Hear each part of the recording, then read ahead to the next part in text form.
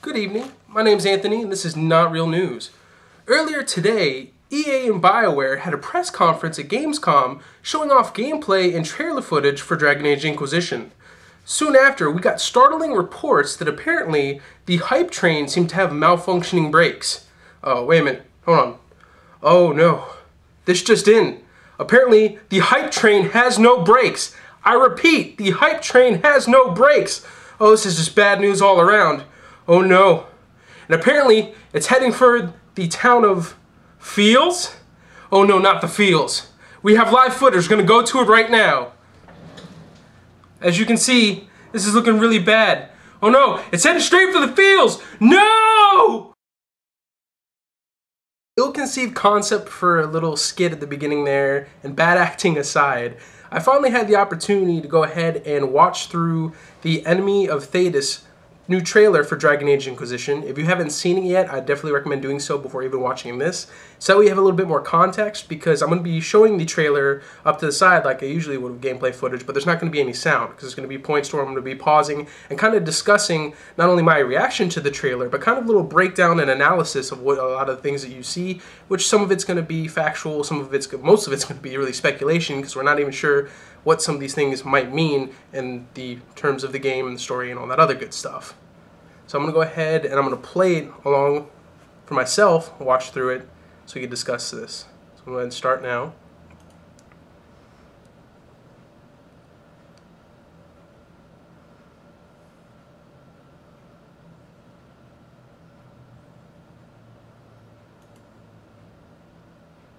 So immediately you hear just this ominous, obvious evil voice kind of saying, "Where's your maker now?"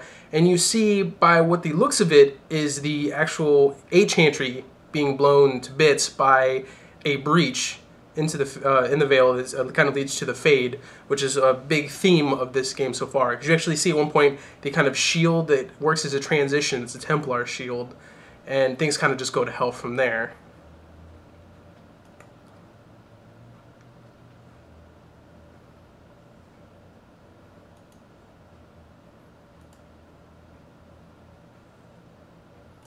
And then you still have this voice still taunting. It's like, you know, call upon the Maker, you cannot. And then you just see this figure, and there's a lot of speculation behind this figure from a lot of the people who've watched it and been discussing it. Some people believe that it may be Andraste herself that's kind of reaching out to you. You can tell it's, by the shape of it, a feminine spirit or just being. One of the theories I kind of have just from watching this trailer and even just looking at it, it may be what I would believe a spirit of virtue that's kind of reaching out to the player. And this definitely looks like it's more towards the beginning. And one of the theories I have in the way Dragon Age Inquisition works and the whole story behind your character is going to be one of two ways. The first kind of idea I have, based on just kind of this image and just an idea, is that your character is actually possessed by a spirit of virtue. Anybody who's played the previous games, you can tell that's actually what happened with Wynne in Dragon Age, if you went through her little character side story. And that happened with Anders with Justice before it kind of became more perverse and became more like vengeance. So it's not the first time a character in Dragon Age, the universe, has been possessed or just acted as a host for a spirit of virtue versus a demon of sin, to where it's more helpful than more harmful towards a given cause.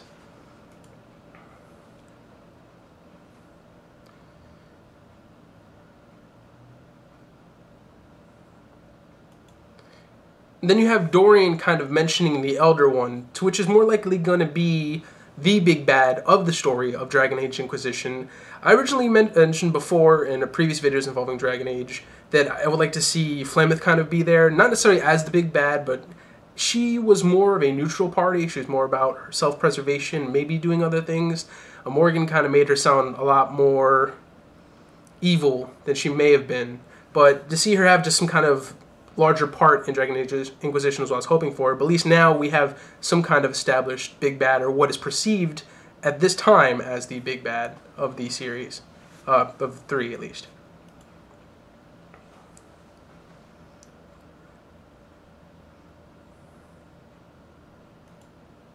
And then it's one of the first times we actually see Cole in a speaking part. For anybody unfamiliar, Cole's actually from Dragon Age Sunder. It's actually one of the books.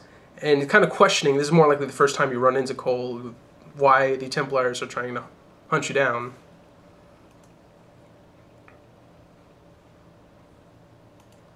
And then here you have somebody, if you wait for near the very end, I kind of hope I have this paused properly, you can see Morgan definitely behind this person.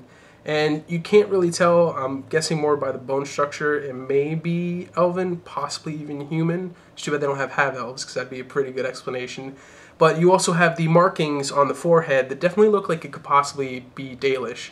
And you have kind of the eyes are glowing almost spiritually. So it may be somebody who has, also introduced kind of in Dragon Age 2, somebody who has a power known as a kind of like a dreamer, somebody who has a lot of power with the Fade, or it may even just be a different form of possession.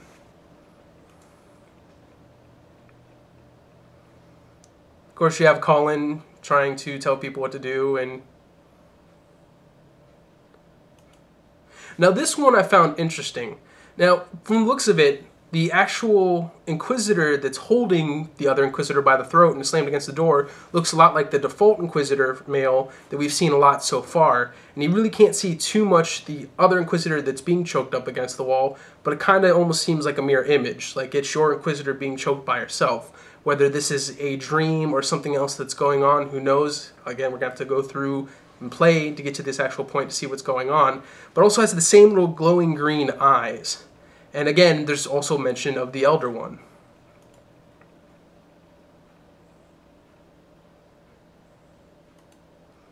And then, of course, you have Blackwall fighting against the demon. And then you also have another showing of a dragon. Not quite sure what this dragon is in terms of what element. It doesn't look like your standard dragon. Considering just what's around it, I'd probably say a frost dragon, something similar. But definitely you can tell that it's more meant for such harsh climates by a lot of the harder scales all around it.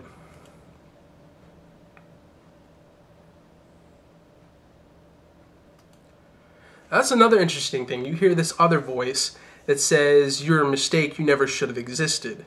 Now this kind of goes back to my second idea of what the Inquisitor may be, considering, again, everybody was decimated, and then Cassandra just finds your character, the Inquisitor, there amongst all of this death and wreckage, that your character may actually be a thrall of the Elder One that may have been able to break free, or maybe just never was fully under the control of the Elder One and is now kind of rebelling.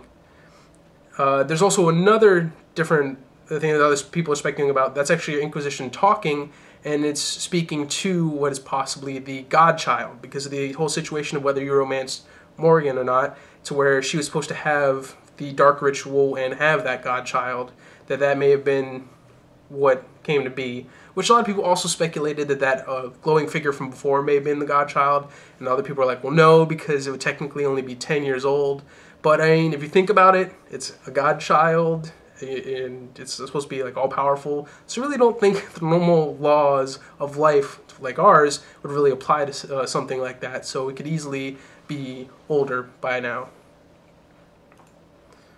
Of course, we see Sierra taking down another demon. Your character kind of going towards what looks like Red Templars. You have another character kind of just doing fire. And then showing off a nice little creature, demon, that kind of looks like it came straight out of Silent Hill. But a new they're introducing, of course, a new enemy.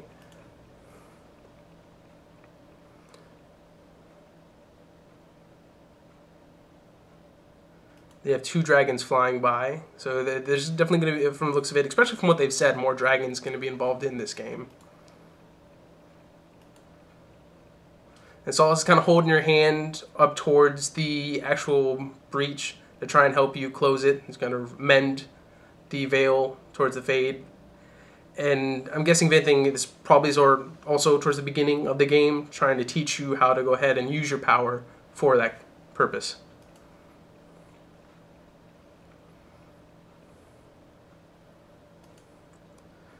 Leak footage for How to Train Your Dragon 3. Sorry, that was a horrible joke and I almost screwed it up. It is interesting that you kind of see the dragon just seemingly docile, and you have the Inquisitor just walking towards it. Not to say that always dragons are this destructive force and they're just a bestial primal nature, because that's not always the case. I mean, dragons are actually pretty clever. But I'm just wondering how this is going to turn out as far as you possibly even getting the dragons to ally against you, against the demons and the other threats that are plaguing, the entire realm. I mean, there's much more at stake than just all the other races. I mean, if the demon takes over, it's also going to be a threat to the dragons and everything else as well.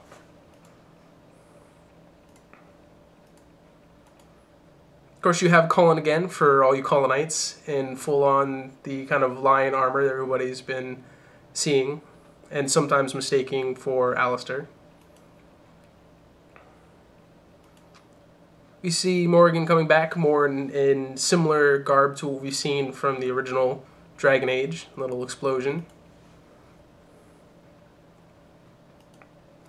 And not sure about this. It's, from the looks of it, just a mage trying to do some kind of summoning spell. That's why you see the water kind of swirling around, and so something's going to be summoned forth. And this is it. This was crazy.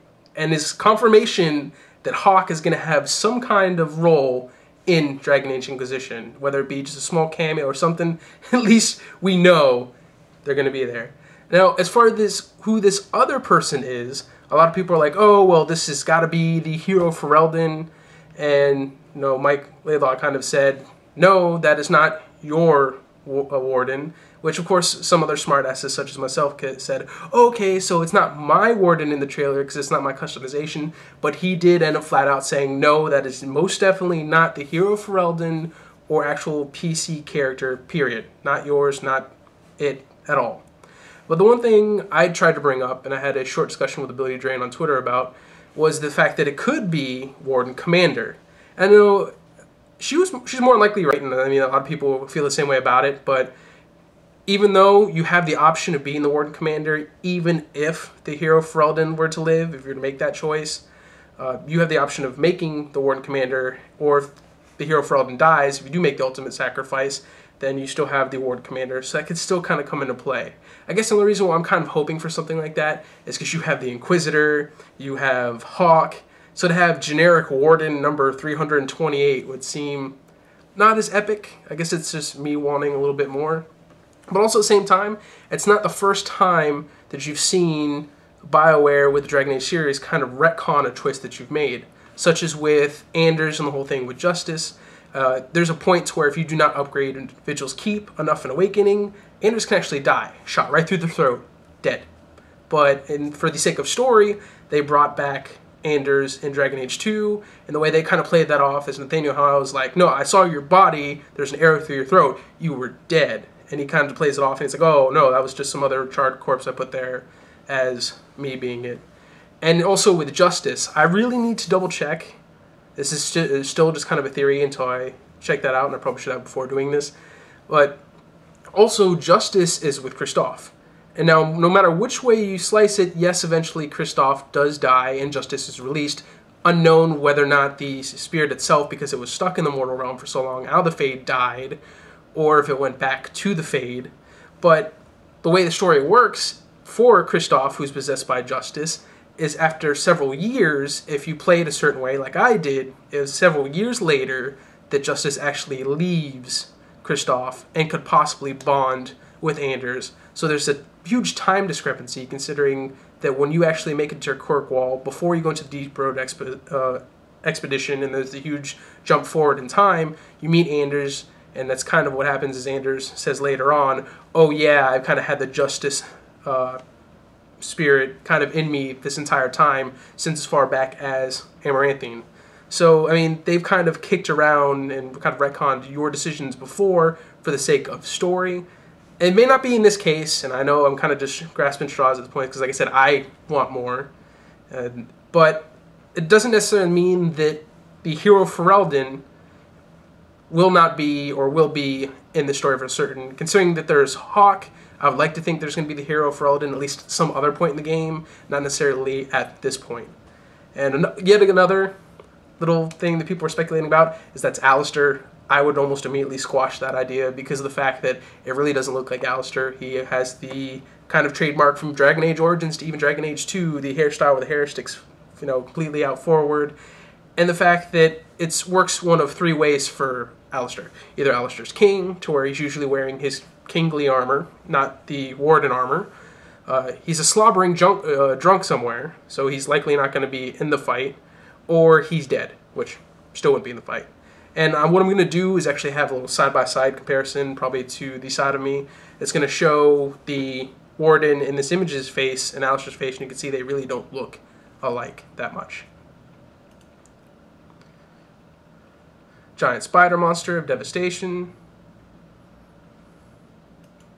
Now that's interesting. You just see this twisted dragon form kind of charge right at you, and out of nowhere another dragon just slams right into it.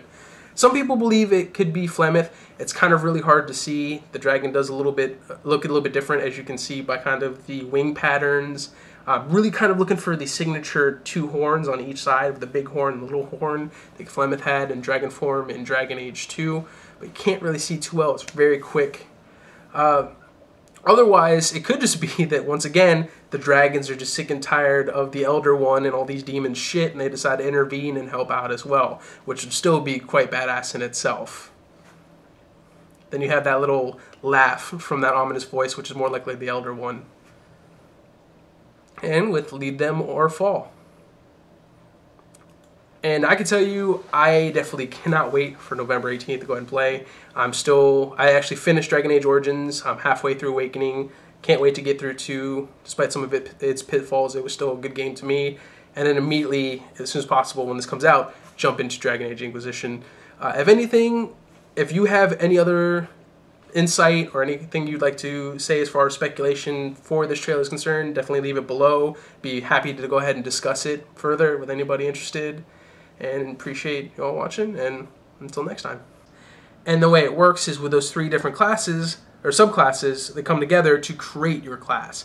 So it's a different style than I've seen in most games, and I can kind of appreciate that.